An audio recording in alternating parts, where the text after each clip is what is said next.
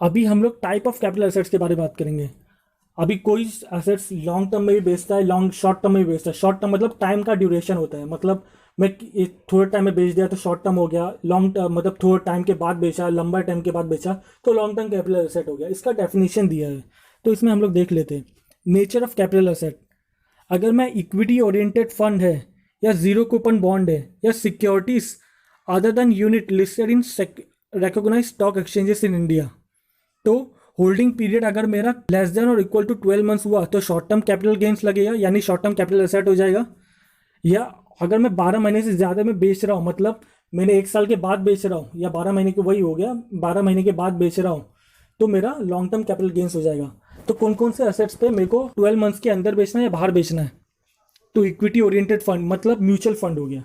Mutual fund जो equity में shares में इन्वेस्ट करते हैं, अगर मैंने उसका यूनिट खरीदा है, मतलब मैंने म्यूचुअल फंड खरीदा है और मैं उसको 1 साल के अंदर बेच रहा हूँ, तो मैंने खरीदा 1 अप्रैल 2020 को और उसको मैंने नेक्स्ट 3-4 महीने के बाद ही बेच दिया, 1 साल के नीचे बेचा, तो मेरे को शॉर्ट टर्म कैपिटल गेन्स होगा। अगर मैं प्रॉफिट में बेच रहा हूँ तो गेन होगा, अगर लॉस में बेच रहा हूँ तो शॉर्ट टर्म कैपिटल लॉस हो जाएगा अगर लॉस हो रहा है तो। ये जीरो कूपन बॉन्ड एक तरीके का स्पेसिफिक बॉन्ड है जो हम लोग 12 महीने के अंदर बेचे तो शॉर्ट टर्म, 12 महीने के बाद बेचे तो लॉन्ग टर्म कैपिटल गेन्स। और एक और security other than unit listed in recognised stock exchanges in India. Security मतलब अदर देन यूनिट। यूनिट किस में आता है? म्यूचुअल फंड्स में। तो यूनिट के अलावा जो सिक्योरिटीज है, जैसे कि बॉन्ड्स हो गया हमारा, और इक्विटी शेयर्स हो गया, और भी दूसरे हो गए जैसे डेरिवेटिव इंस्ट्रूमेंट्स हो गया जैसे फ्यूचर्स एंड ऑप्शंस, तो उसको बेच रहा हूँ। अगर लेस देन 12 मंथ्स रख रहा हूँ तो short term capital gains, above 12 months रख रहा हूँ तो लॉन्ग टर्म कैपिटल गेंस।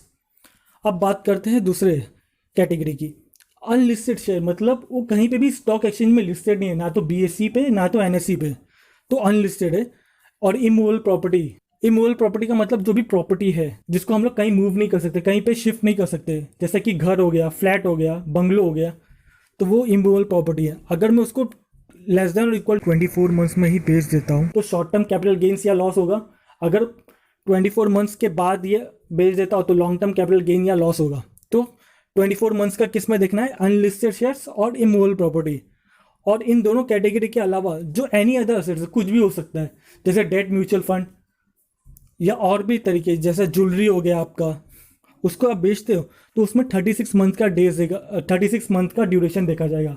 अगर आपने लेस देन और इक्वल टू 36 मंथ्स में बेच दिया है खरीद के, तो शॉर्ट टर्म कैपिटल गेन या लॉस। अगर उसके बाद बेचा है 36 मंथ के बाद तो लॉन्ग टर्म कैपिटल गेन या लॉस।